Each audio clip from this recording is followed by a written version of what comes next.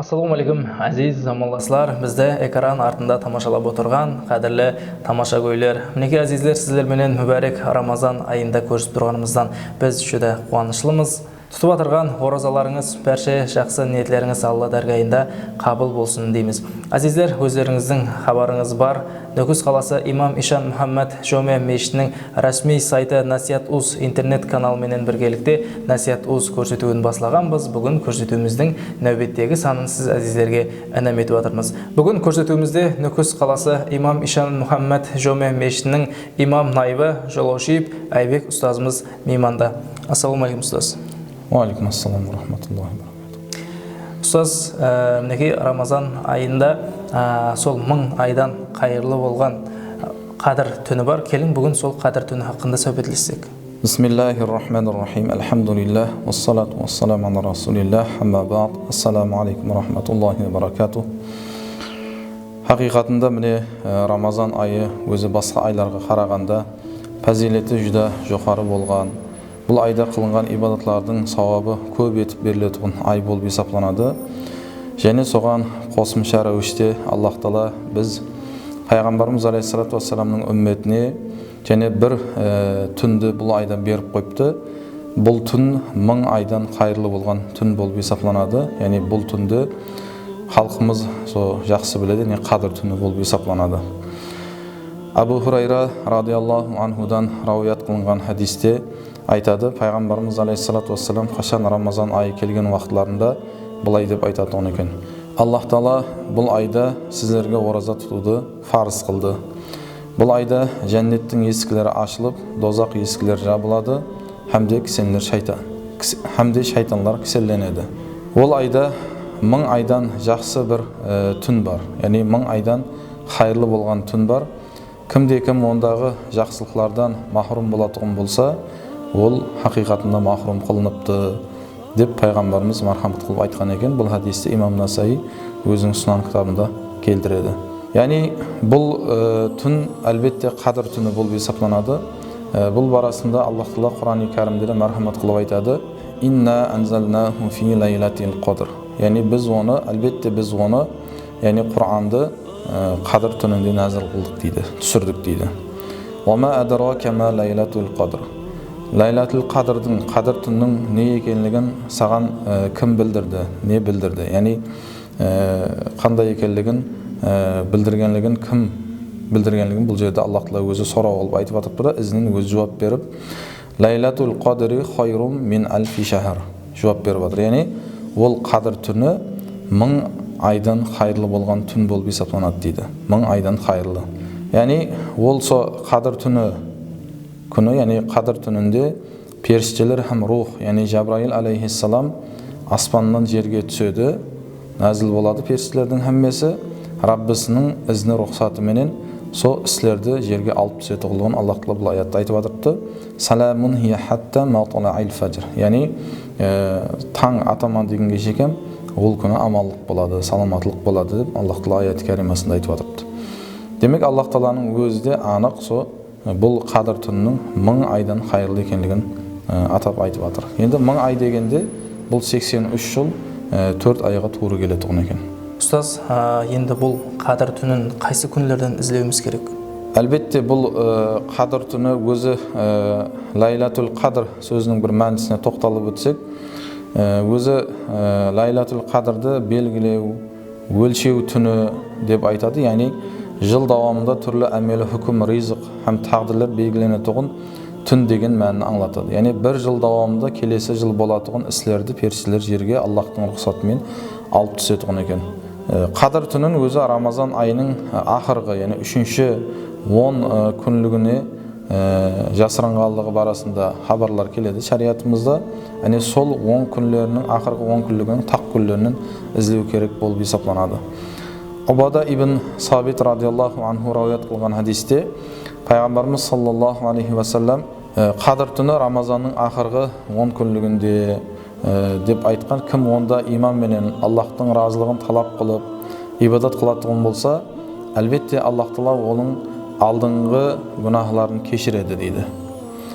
Ол тақ түнде болады, 9-ші, яки 7-ші, яки 5-ші яки 3-ші яки болмаса ең ақырғы тақ күні қадір түні болып есептелінеді деп пайғамбарымыз алейхиссалату вассалам айтқан екен. Басқа бір хадисте, Айша анамыздан рауаят қылынған хадисте пайғамбарымыз алейхиссалату вассалам Лайлатул қадырды, яғни қадір түнін Рамазанның ақырғы 10 күнлігінің тақ күнлерінен ізлеңіз деген хадисте бар. Әне соған муафық демек қарайтын болсақ, бұл қадір түнін біз таппақшы болатығын болсақ, міне Рамазанның ақырғы 10 күнлігінің тақ күнлерінде ізлеуіміз керек екен. Осы жерде бір түсінше беріп өтуіміз керек. Көпшілік мүмін мұсылмандар халқымыздың адамлары білмеуі мүмкін. Шар'i календар бойынша, яғни бір күн мұсылман календарында күн түнменен басталады. Мәселен, құяш батса, демек таза күн кірген болып есептелінеді. Демек түсінген болсақ, күннің басталуы түнмен басталады, күндізіменен тамамланады. Әне соған бір әтібар беруіміз керек. Демек тақ күн дегенде, әне со құяш батқаннан кейінгі таза күн кірген болып есептелінеді. Әне сондай таза күн кіргеннің тақ күні, со кірген уақыты түн болса, әне со тақ күннің бірінші кірген уақыты түн болып есептелінеді. Әне сол уақытлардан ізлеуіміз керек болады. Енді айрым бір рауаятларда со анық 27-ші түн екенлігі барасында да хабарлар келген. Яғни бұл дегені 26-ші күнінен 27-сіне өтер уақытында, әне со бірінші түн көрсе, демек сол уақытында Рамазанның 26-сынан 27-сіне өтер түні қадір түні деп айтылған хабарлар бар. Бұл барасында Убай ибн Каб разиаллаху анху өзі анық қылып, со 27-ші түнде қадір түні екенлігін анық айтқан. Бұған со Зир разиаллаху анху дәлел сұраған уақытында, әне сол күні құяш шоласы шығады дейді. Яғни жүда салқынан болмайды, жүда ыссы да болмайды, әмде көзді қамастырмайтұғын дәрежеде болады деп айтқан. Яғни Убай ибн Каб разиаллаху анху өзінің сөзінде осы ақырғы 10 күнлігінен ізлеу керек деп айтқан инсанлардан бірі Абдулла ибн Масуд разиаллаху анху сондай қылып айтқан естігенінде, ол Абдулла ибн Масуд разиаллаху анху адамлар сол бір күнге сүйеніп қалмау үшін сондай деген хабарды да бізге жеткізген. Демек, сол тақ күнлерінен анықырақ қылып айтатын болсақ, 27-ші түнінде қадір түні болып есептелінеді екен. Сөз келін енді сол қадір түнінің белгілері хақында да айтып өтсеңіз. Енді бұл қадір түнінің бір белгі аламатларын ұламаларымыз санап өткен алымларым бар, атап айтқан алымларым бар. Ұламаларымыз сол ұлымалық тәрізде айтады.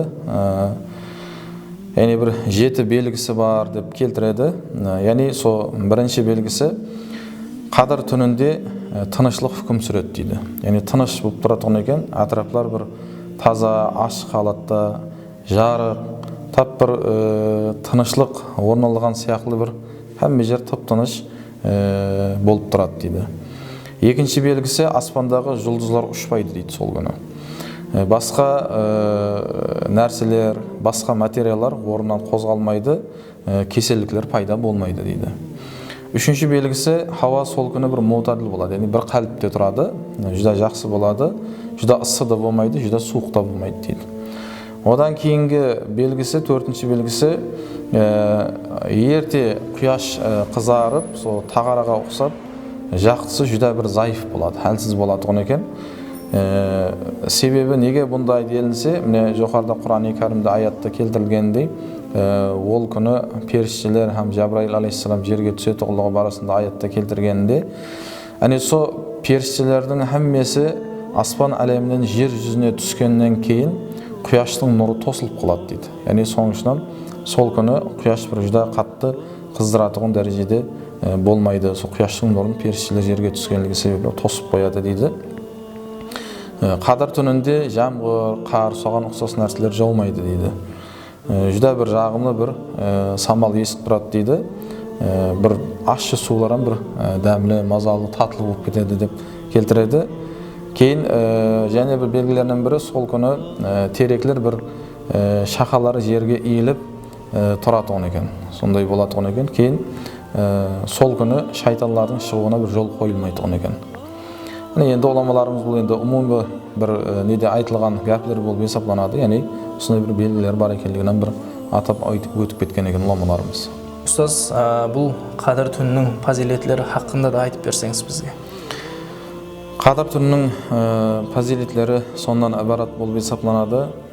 Біріншіден бұл қадір түні 1000 айдан хайырлы, яғни жақсы екенлігін жақсы түсініп жетуіміз керек. Бұл дегені со 83 жыл 4 айға тең келеді дегені.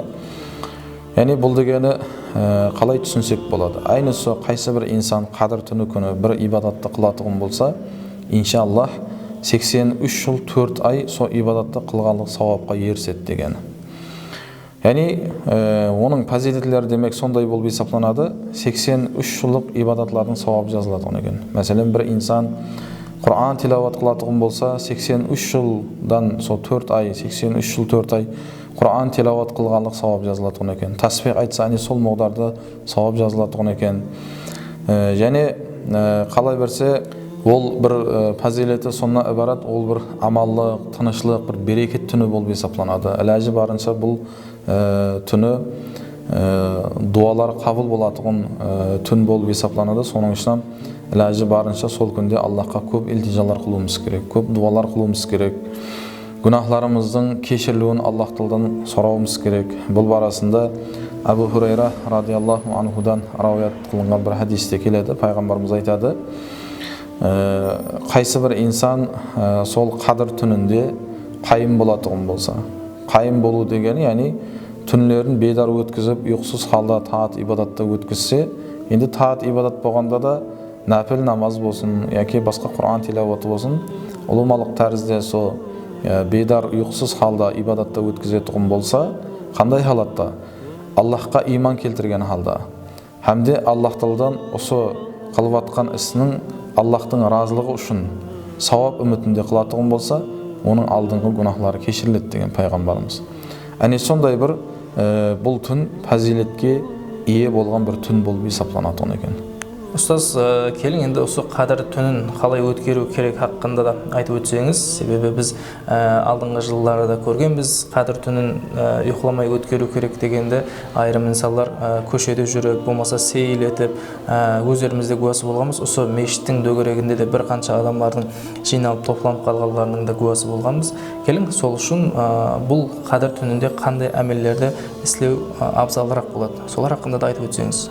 Әлбетте бұл қадір түні күні қылынатығын ибадатлар дұрыс болған ибадатларым бар, натуры қылынатығын әмелерім бар. Хақиқатында біз бұны жақсы біліп алуымыз керек. Өзі қадір түні күні қылынатығын, яғни сол қадір түні қылынатығын ибадатларға тоқталатығын болсақ, біріншіден нәпіл намазларды оқысақ мақсатқа муафиқ болады. Зікірлерді айтсақ, тасбихларды айтсақ, сол күні Құран тилаватымен машғұл болатығын болсақ, яки болмаса намазларымыздың қазасын оқитығын болсақ, яки сол Аллах Тағалаға дуа қылып, илтижа қылып, түнлерімізді өткізетігін болсақ, иншаллах, әне сол қылған әмеллеріміз, сол қылған іслеріміз мақсатқа муафиқ болады. Базы халларда инсанлар бұны натуры түсініп, бүгін қадір түні ұйқыламау керек деп хақиқатында сіз айтып атқандай, ұйқыламай, бірақ сол шариатымызда бұйырылған әмелдерді қылмастан өткізеді. Мәселелер айрымлары қате түсініп ұйқыламау керек деп сол күні бір дастархан жайып, сол күні зияпат беріп бір өткізеді. Бұл ұлыма натура әмелдер болып есептелінеді.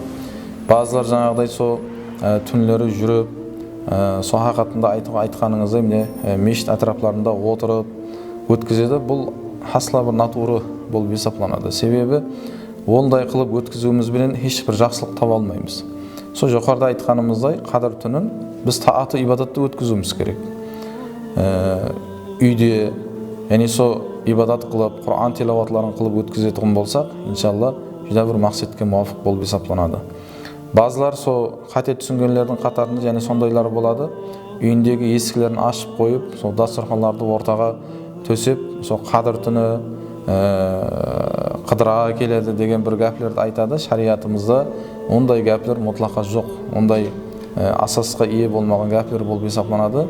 Һәм бұндай нәрселерді халқымызды ескертіп, бұндай нәрселердің қайтаруымыз тиіс болып есептелінеді.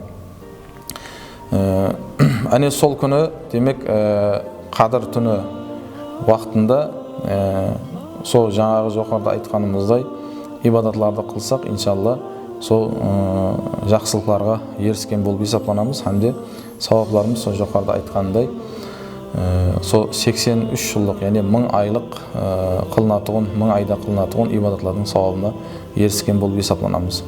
Және соны атап айтып өтуіміз керек. Бұл қадір түні күні белгіленген бір намазлар жоқ. Яғни қадір түні күні мынандай намазды оқып, мынандай аятларды қосып оқса, мынандай бір жақсы нелерге ерседі деген бір гәплер шығып қалуы мүмкін. Бұларға біз этибар бермеуіміз керек. Бұлар шариатымызда ешқандай негізі жоқ, шариатымызда бір тикары жоқ болған бір хабарлар болып есептелінеді. Әлбетте әмбеміз жақсы білеміз, біз мөмин мұсылмандар шариатымызда негізі, дерегі жоқ болған нәрселерді ұстану дұрыс болып есептелінбейді. Сол имкан дәрежесінде нәпіл ибадатларменен, қалесе қаза ибадатларымызды, қаза намазларымызды оның орнына оқысақ, жүдә мақсатқа муафиқ болады. Міне жоғарыда аяти каримада Аллах Тағала «Саламун хия хатта матлаил фажр» деп келтірген, яғни ол күні таң атама дегенге шекем аманлық, тынышлық болады дейді. Яғни біз түсінген болсақ, міне күннің түні құяш батқаннан кіретұғын болса, әне сол уақыттан басылап, ертесі күн таң атама дегенге шекем уақыты болады оны екен. Әне соған шекем жоғарыда айтқанымыздай таат ибадатларда, зікірлерде болуымыз керек болып есептелінеді. Және со бір түнді ұслап қалмастан, міне со пайғамбарымыздың хадисінде келгенде ақырғы 10 күнлігінің тақ күндерінде осындай уақытларда міне со таат ибадатты қылсақ, иншалла, әлбетте біз қадір түнін тауған болып есептелінеміз. Демек, бір күнге де сүйеніп қалғанымыз мақұл болып есептелінбейді. Дұрыс, енді 27-ші түні деп айтылған, бірақ дегенменен жоғарыда пайғамбарымыздың және одан басқа хадисі бар екенлігін бір есімізге алып, ақырғы 10 күнлігінің тақ күндерінде дегеннен кейін, әрбір тақ күндерінде, міне қазір ақырғы 10 күнлігінде тұрмыз, әрбір тақ күндерінде осы ибадатларды со таң атама дегенге шекем қылсақ, мақсатқа муафиқ болады. Енді Айша анамыз радиаллаху анхадан рауият қылынады, егер мен со қадір түніне муафиқ туры келіп қалсам, Аллахқа қандай дуа қылайын дегенде, пайғамбарымыз алейхиссалату вассалам Айша анамызға қандай дуа қылуды үйреткен екен. Яғни Аллахумма иннака афун каримун тухиббул афва фа'фу анни деген дуаны айтуымыз керек екен. Яғни бұл дуаның мәнісі, ей Аллахым, әлбетте сен афу қылушысың, кешірушісің, сен кешіруді жақсы көресің, менің күнәларымды кешір деген дуа екен. Бұл мәнісі сондай. Демек, әр біріміз осы дуаны ядылап алып, әне со тақ күндерінде осы дуаларды қайта-қайта тілімізді зікір қылып, дуаны қылатығын болсақ, бұлан бір жүдә мақсатқа муафиқ болып есептелінеді. Ұстаз, сізге үлкен міндетtarшылығыңызды білдіреміз. Бүгін мінекей қадір түні хақында өздеріміз білмеген бір қанша мағлуматларды біліп алдық, және де шариатымызда қайтарылған әмелдерді де біліп алдық. Әлбетте, әр біріміз осы қадір түнін тауып, онда өздеріңіздің ибадатларыңызбенен үлкен сауапқа ерісуіңізге тілектеспіз.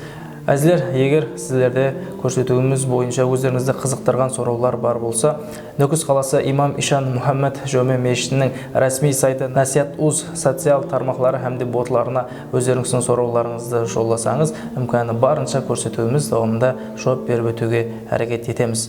Әзілер, Рамазан айы бәрше-бәршеңізге мүбәрек болсын дейміз. Тұтып оразаларыңыз және де жақсы ниетлеріңіз Алла дәргайында қабыл болуына тілектеспіз. Осындай мүбәрек күндерде және сіздерменен жақсы кейфиятта көріскенше, қош, сау, саламат болың.